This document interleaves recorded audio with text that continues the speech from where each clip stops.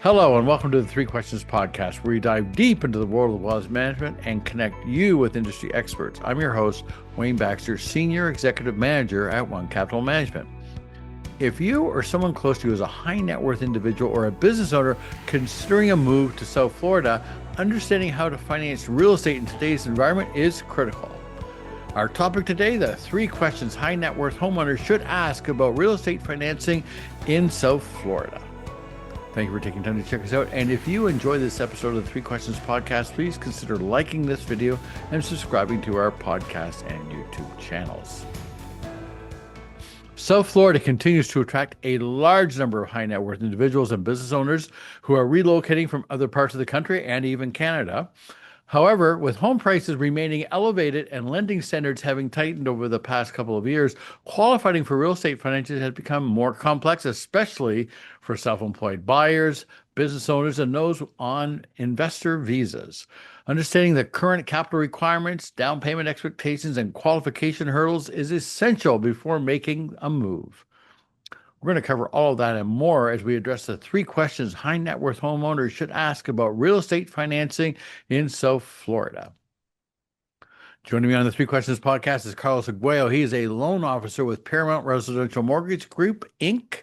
He specializes in high net worth clients and business owners and helping them navigate real estate financing, particularly those who are relocating to South Florida. Carlos, long overdue. Welcome to the podcast. Great seeing you, man. Thanks for having me on, Wayne. Excited to talk to you guys today. Yeah, well, for those who, I don't know, I do mention this quite often. I'm a member of Provisors, and I became a member of a group in Miami about a year and a half ago. And Carlos is a member of our group in Miami, and he did a presentation recently on mortgage financing. It was outstanding. And I said to myself, he wasn't even finished. I got to have Carlos on my podcast.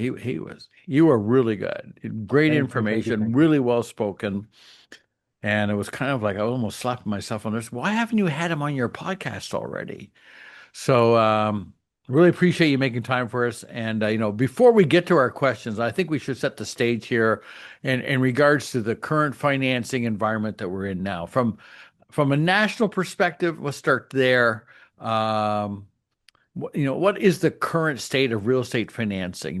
Looking across broad terms over the U.S. in terms of interest rates, lending standards, borrower qualifications, sort of the big picture. What are you seeing right now? Well, it hasn't been this good since 2019. And I'll dive into that. See, no longer are the days of the highest and best offers or sending offers on properties sight unseen over asking. Rates have been cooling down since 2023, payments relatively more affordable since 23. Lending standards, yes, have tightened, but that's why my team and I are here to step up and help prepare the borrowers for purchasing, right? Credit's extremely important. It's more often now that buyers are in more debt, so we're seeing lower scores, but typically the higher credit scores mean more loan options. On the flip side, those who've taken on credit card debt, well, if they've owned a home for the last few years, they can tap into that equity to consolidate. So overall, I think it's a great time to get into something down here. Real challenge now for folks who are been sitting on one of those 30-year 2.75% mortgages, and there are people who have to move, and then there are people who would like to move, and the ones who'd like to move, those are the ones I think are struggling the most. Is how do you come to grips with in having their mortgage rate increase from something with a 2 in it to something with a 5 or 6. I guess that's a bit of a leap for some people. I guess you see that a lot more often with in Canada with loan renewals. No, I mean sometimes you don't have a choice. If your job moves you, then it is what it is. Typically, the income that you're moving towards would offset that debt you're taking on, or if your family grows, again, it's a circumstance thing. Now, those that want a bigger home and are earning more income, the higher rate. What we say around here is that as long as the rates are less volatile, more steady, the population gets used to seeing a 5 or 6 on their interest rate on their notes, and that helps the idea. Yes, I got a 2.5%, and 5 years ago, but today, price is what it is, and if I want to move to this bigger, it's called the cost of doing business, Carlos. Exactly. Okay, so specifically for South Florida.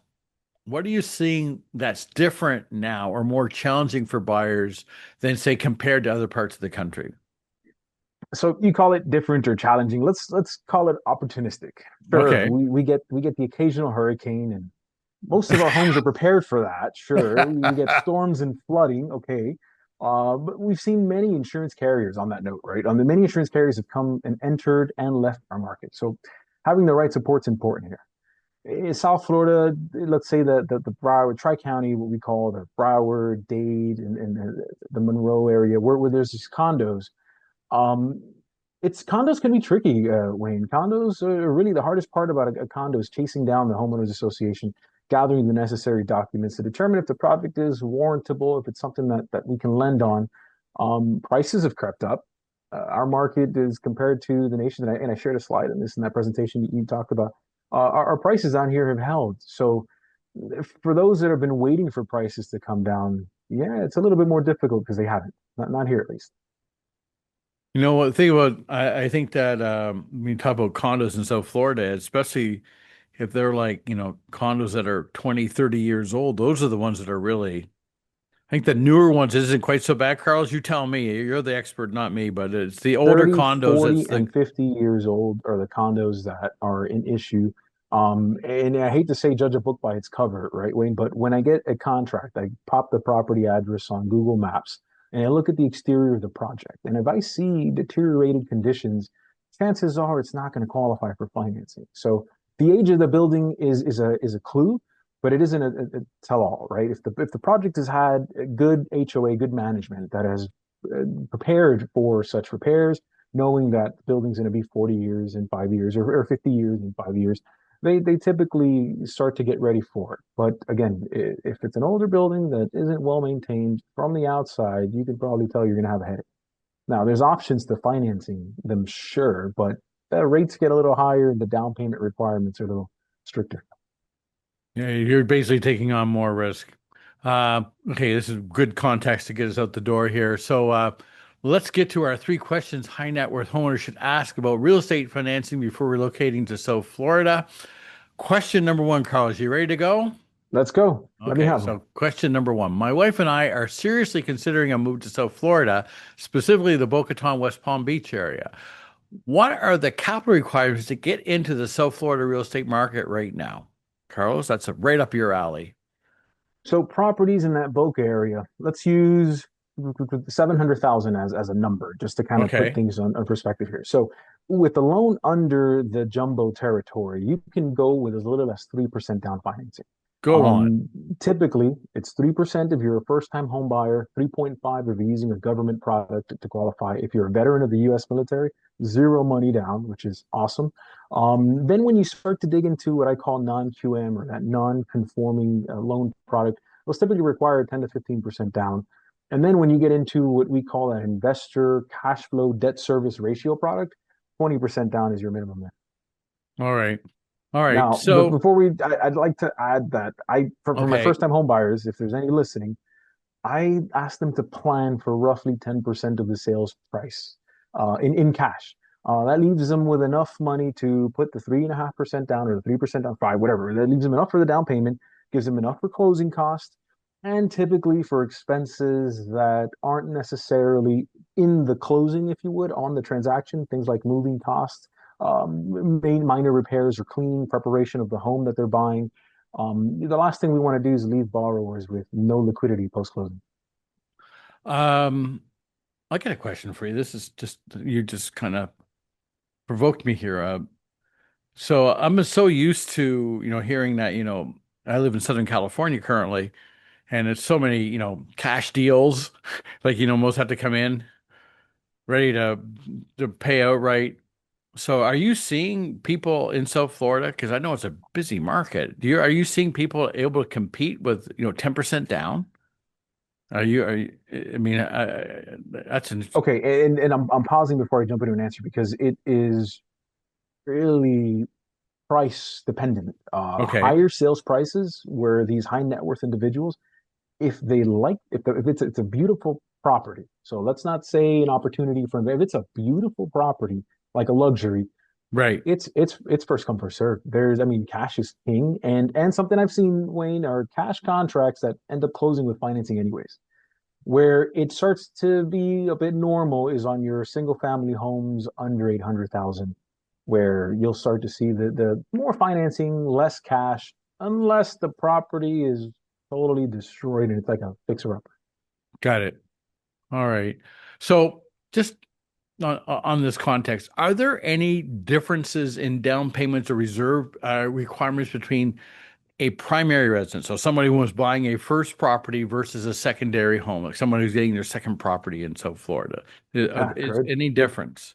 Good follow up. Yeah. So the minimum down payment requirements go up. Instead of putting 3 or 5% down, like I mentioned earlier, you're required to put at least 10% down. Now, where it gets a little hairy is that you're required to have some kind of reserves. It's your second home. You're not going to be living there. It's a little bit riskier for the investor, for the lender.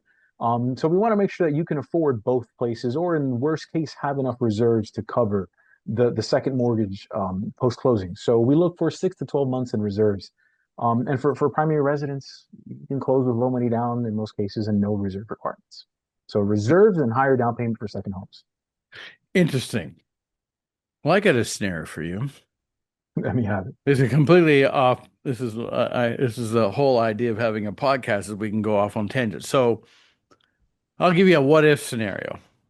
So I have a house in Ohio, but it's not my principal residence. So if I wanted to buy a property in South Florida that was my principal residence, how would the rules apply there for me in terms of how would that work? Okay, but let's dive into it. Where do you work? We'll say in this instance, I'm currently living in Remote? California and I moved to Florida. Okay, so if you're living and residing here, let's say Broward County or Dade County, Sure, um, wherever. I can ignore the Ohio property and you can buy as a primary residence, not first time home buyer, as a primary residence here in Yes. Florida. So what that means is instead of doing 3% down or 3.5% down, you're going 5% down. Difference of 2% more down. You're still not required to have reserves because what you're buying is a primary. Yeah. So Right. That's what I was and wondering. yeah, and Interesting. something that's important that we're going to be looking for is that property in Ohio. Who's paying for it? If it's you and we see that it isn't, for example, it isn't reported on your taxes and I don't see that income coming anywhere. I see you as a homeowner paying the tax bill and paying the insurance annually and paying the mortgage if it has one. Then we need to account for that expense.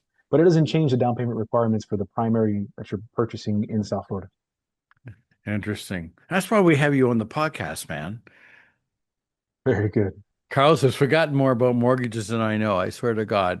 Why? Our topic today is the three questions high net worth homeowners should ask about real estate financing before relocating to South Florida.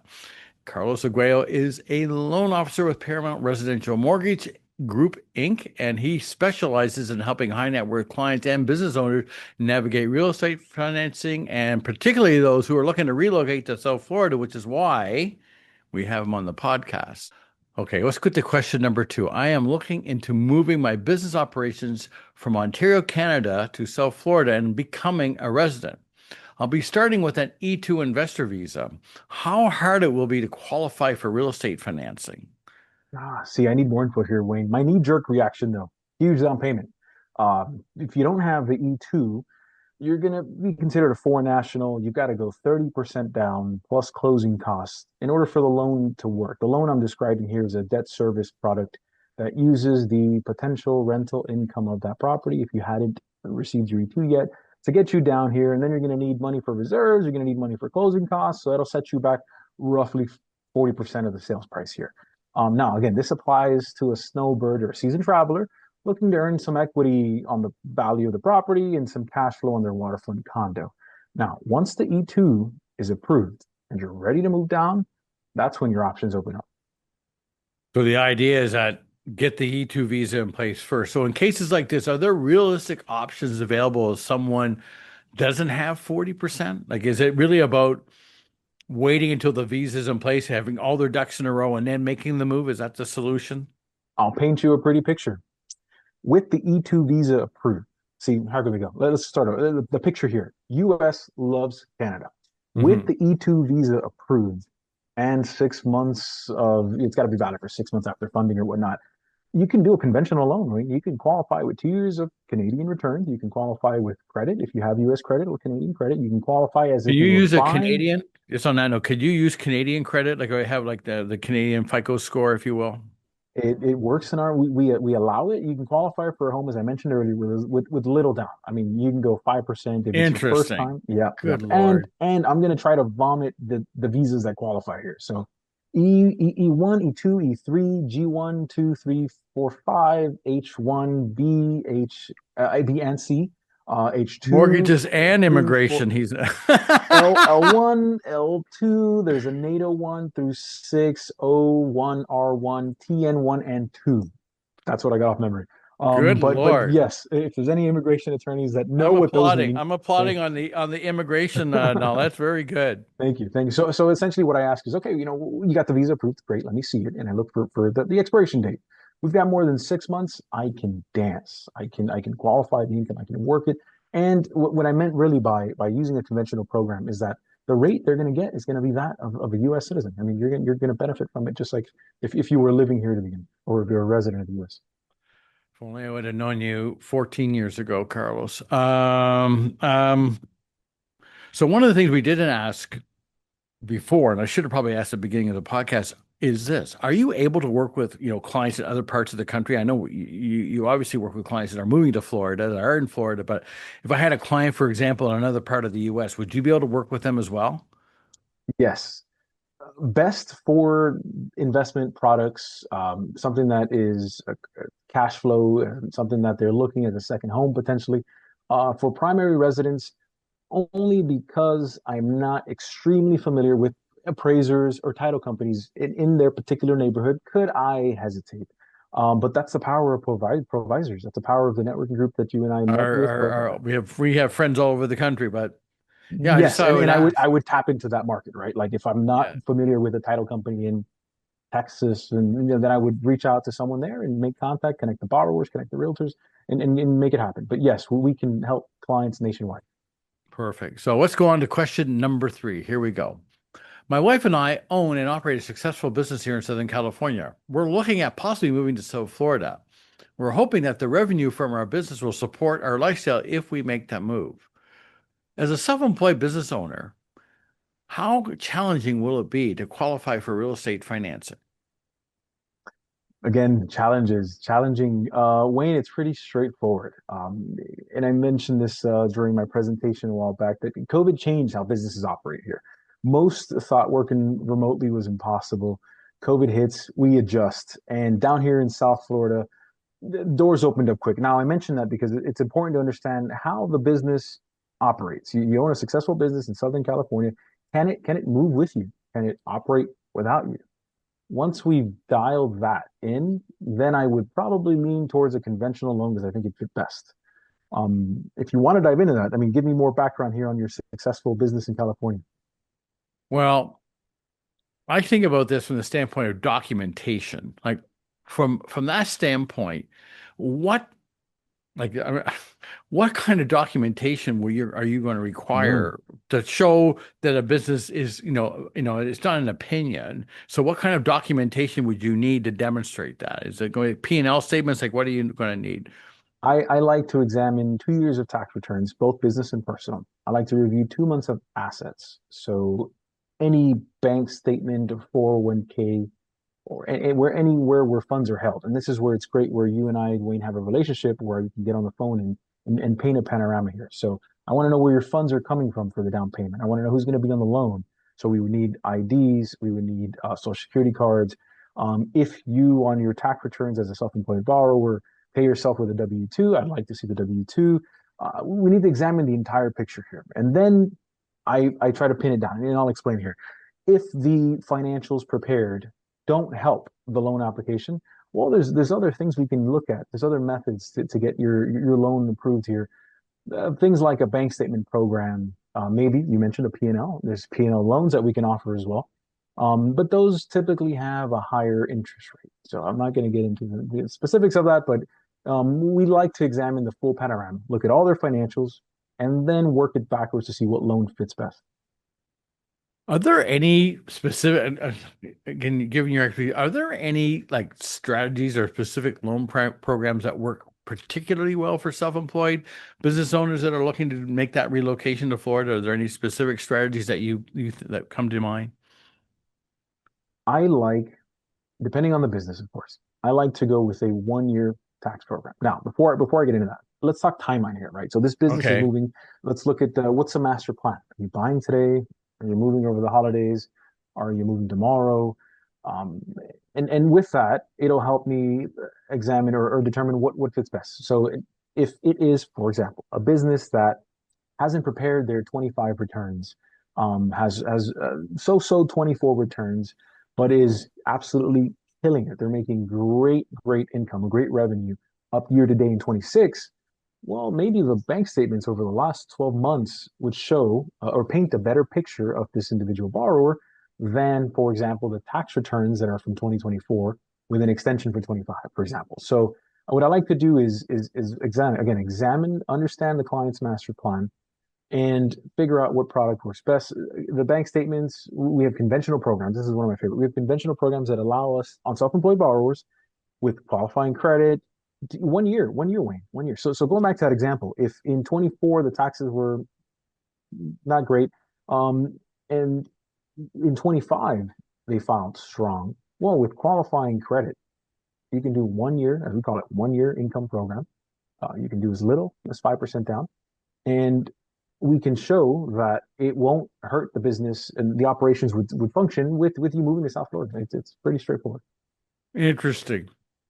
So when you say 1 year, are you suggesting that after 1 year there's going to be a renewal? No, no, ooh, renewals. So Right. glad you That's what I mentioned that wanted. This I because knew I we need. don't have renewals down here. So that's a scary word for me. I'd never heard of it until I actually heard one of your episodes with an expert, I think was from Vancouver. And Yes, yes, yes, right. Just the recently, renewal Peggy Shepard. that's right. The renewal for me was totally new. And okay, so we offer 30-year fixed mortgages. Every scenario that I've talked about today, I'm talking 30-year fixed. Yes, See, I I'm can from Canada, offer. man. We renew our mortgages every 5 years.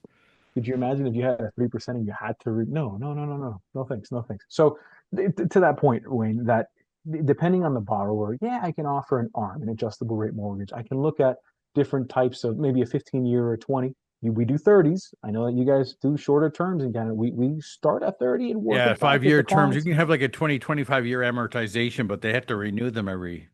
We do 30-year fixed. You're locked in, and you could refinance if you decide to, but you're not. There's no renewals required, which is really. I mean, when I heard you guys did, I was like, no way, no way. Yeah, well, there's a couple other differences. In Canada, for example, you have these shorter term mortgages, but you also your mortgage isn't taxed. Your interest on your mortgage on your principal residence isn't tax deductible. Huh. Also, get this one. Here's another one for you. Reasons to move. Hello, tax Yeah. benefits. But another thing, get this one on the counter to that. So in Canada, your principal residence, as long as you're not preparing it, having to fill out a U.S. tax return, because that kind of screws up everything. But if you're just born in Canada, living in Canada, citizen of Canada only, and let's just say you bought your home back in 1994 and paid $200,000, you're outside of Toronto. That house now could be worth 1.5, 1.7 million, right? Easily, And yeah. you go to sell it, right? If it's your principal residence, zero capital gains tax. But I would have had to buy the property in '94.